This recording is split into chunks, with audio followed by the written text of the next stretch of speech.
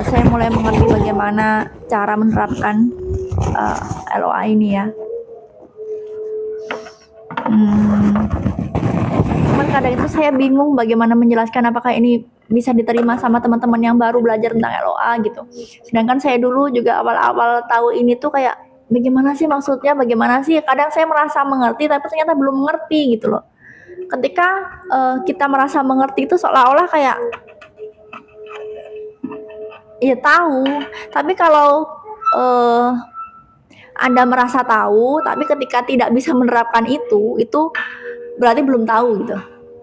Ketika Anda benar-benar tahu ketika Anda bisa menerapkan itu. Nah, contohnya dari hal-hal kecil yang masuk logika Anda. Kayak misal apa ya? Saya cerita ya, ini agak konyol sih, cuman ini bisa buat contoh ya, karena saya waktu itu pertama kali saya menerapkan LOA ini. This is the great secret of life.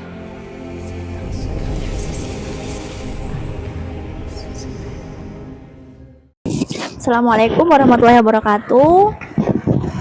Saya mau lanjut ke part 5 ya. Di part 5 ini saya akan menjelaskan bagaimana perasaan bisa kuat sekali pengaruhnya untuk pikiran kita, sehingga benar-benar terjadi dengan begitu saja begitu. Beberapa hari yang lalu itu sempat ayah mertua saya mau ke sini. Nah, menunggu jadwal pesawat ya, karena kebetulan suami saya bekerja di militer,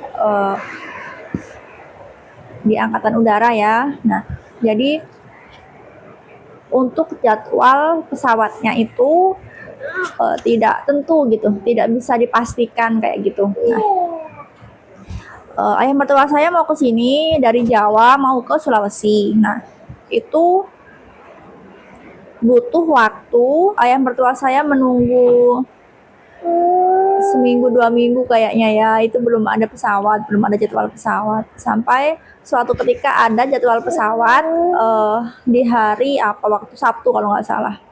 Cuman saya tuh sempat nyeplos ya, sebelumnya tuh saya sempat nyeplos ya, suami bilang kayak gini, waktu itu kan kondisi kan anak-anak sedang sakit semua, kurang sehat ya, gantian gitu. Jadi bener-bener yang suami juga baru dinas luar, baru saya sendiri kan. Jadi yang anak-anak bener-bener nggak bisa ditinggal. Jadi sampai rumah itu bener-bener saya sampai tidak sempat untuk bersih-bersih, tidak maksimal gitu. Sedapatnya gitu, nggak bisa maksimal. Nah, berhubung mertua saya ini orangnya kan lumayan bersih sekali, rajin begitu. Nah, saya itu khawatir kan kalau nanti datang pas rumah masih berantakan itu malu gitu kan. Nah, terus saya sempat ngobrol sama suami, mudah-mudahan nanti ayah mertua saya kesini pas anak-anak udah sembuh, pas saya sudah sempat rapiin rumah biar bersih gitu kan. Nah, nah suatu ketika ada jadwal pesawat, setelah menunggu 2 minggu itu ada jadwal pesawat. Nah, cuman waktu itu benar-benar full, penuh sekali ya. Jadi suami saya bilang hari ini ada pesawat begitu. Kaget aku, ini karena aku belum bersih-bersih kayak gitu ya, jangan sampai dulu deh, jangan hari ini kayak begitu. Ada penolakan di dalam. Baru beberapa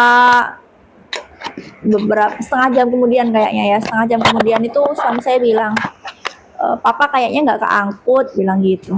Wah, itu saya sedih sekali.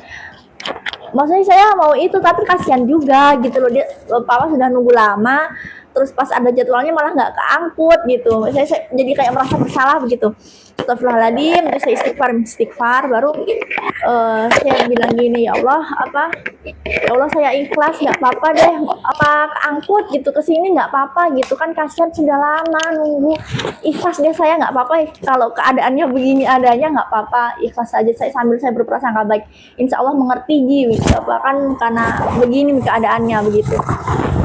Baru tidak lama kemudian tuh, beberapa menit kemudian itu suami bilang, alhamdulillah papa keangkut yang bilang gitu. Ya Allah, itu ternyata memang itulah ya, maksudnya kita benar-benar kita kelola bener-bener perasaan dan pikiran kita dengan baik. Apalagi kalau memang sampai bener-bener yang kita itu benar-benar mau ada perasaan yang lebih di situ, maksudnya dalam artian ketika kita menginginkan keadaan dengan perasaan yang sangat begitu, ada apa ya namanya ya,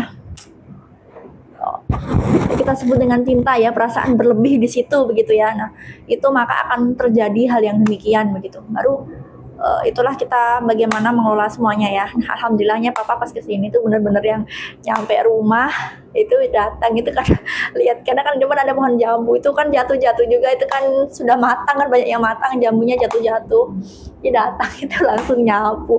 Tapi saya melihat beliau itu kayak yang apa, senyum ikhlas gitu loh. Jadi kayak yang saya itu merasakan nggak ada keterpaksaan sama sekali, kayak memaklumi tapi enjoy aja gitu loh. Beliau itu benar-benar yang membantu kita sampai saya benar-benar terbantu sekali. Ada apa-apa benar-benar yang alhamdulillah semuanya berjalan dengan baik begitu kan. Nah itu satu. Nah ada lagi keadaan lagi itu baiknya ya. Terus ada lagi tuh waktu saya pernah ngantar anak mau berangkat sekolah. Nah itu awalnya itu saya kayak kesal begitu, pokoknya perasaan yang tidak mengenakan ya. Itu jadi pas saya mengantar anak saya sekolah itu benar-benar yang kayak apa, tiba-tiba starter mati, yang kadang pas ada mau menyabrang itu ada motor yang sembrono kayak begitulah, ada yang pokoknya itu kayak bertubi-tubi begitu. Ketika kita merasa kesal dan kita memelihara itu, tidak segera kita netralkan, entah lewat istighfar atau apapun itu, atau perasaan nggak baik, pokoknya kita kelola benar-benar pikiran dan perasaan kita. Kita berusaha sebisa mungkin untuk merasa baik gitu. Jadi pentingnya itu ya, kita belajar ikhlas. Di buku The Secret itu sendiri tentang LOA itu, yang menceritakan tentang LOA itu, LOA itu. Nah itu di sini tuh guru-guru yang ada di sini yang sudah menerapkan itu dan berhasil mencapai banyak hal itu memang mengatakan kalau meditasi itu adalah guru utamanya ya, termasuk itu bagaimana kita menyetel pikiran kita supaya membuat ketenangan begitu. Nah kalau kita kan misalkan sebagai muslim ya tentu saja kita perbaiki apa, ibadah kita, sholat kita kayak begitu karena dari situ akan mendapatkan ketenangan ya. Saya belajar lagi tuh ternyata memang benar kalau berbeda doanya orang yang hatinya dalam keadaan lalai sekedar doa dengan doa orang yang benar-benar meminta sungguh-sungguh gitu, yang benar-benar yang keyakinan penuh gitu, dengan penuh iman gitu ya. Beda ya, ketika kita berdoa dengan penuh iman, penuh keyakinan gitu, itu benar-benar akan terwujud. Tinggal kita tunggu waktunya saja. Waktu terbaik akan diberikan kepada kita. Nah itulah, saya mulai mengerti bagaimana cara menerapkan LOA ini ya. Cuman kadang itu saya bingung bagaimana menjelaskan apakah ini bisa diterima sama teman-teman yang baru belajar tentang LOA gitu. Sedangkan saya dulu juga awal-awal tahu ini tuh kayak bagaimana sih maksudnya, bagaimana sih, kadang saya merasa mengerti tapi ternyata belum mengerti gitu loh. Ketika kita merasa mengerti itu seolah-olah kayak ya tahu, tapi kalau Anda merasa tahu tapi ketika tidak bisa menerapkan itu berarti belum tahu gitu. Ketika Anda benar-benar tahu ketika Anda bisa menerapkan itu. Nah, contohnya dari hal-hal kecil yang masuk logika Anda. Kayak misal apa ya, saya cerita ya, ini agak konyol sih, cuman ini bisa buat contoh ya, karena saya waktu itu pertama kali saya menerapkan LOA ini. Saya mencoba kan begini. Waktu itu saya ini tidak untuk ditiru ya sebenarnya, cuman buat contoh saja. Nah saya waktu itu gini, pokoknya belum lama lulus kuliah waktu itu, belum menikah juga, waktu itu masih gadis. Jadi saya waktu itu jalan-jalan sama teman saya. Nah, waktu itu mau ke suatu tempat begitu ya di daerah kota. Nah, saya ini kan belum punya SIM. Jadi saya tuh kena tilang itu sudah berapa kali ya, 3 kali pokoknya. Dan yang itu adalah kali keempat ada razia. Ada saya di situ tuh sama teman saya tuh begini, aduh. Ini berhubung waktu itu suasana hati saya sedang baik, saya waktu itu berusaha untuk menerapkan loa itu ya. Saya bilang ke teman saya begini, waktu itu kena tilang, suruh minggir semua kan, suruh minggir, baru dicek-cek satu-satu. Nah, saya itu masih minggir sama teman saya. Baru saya bilang begini sama teman saya itu begini, Mbak siapa gitu, saya sebutkan namanya. Saya bilang, ini nanti dia cuman minta nomor HP saya, kita lolos gitu. Saya bilang gitu ke teman saya itu. Terus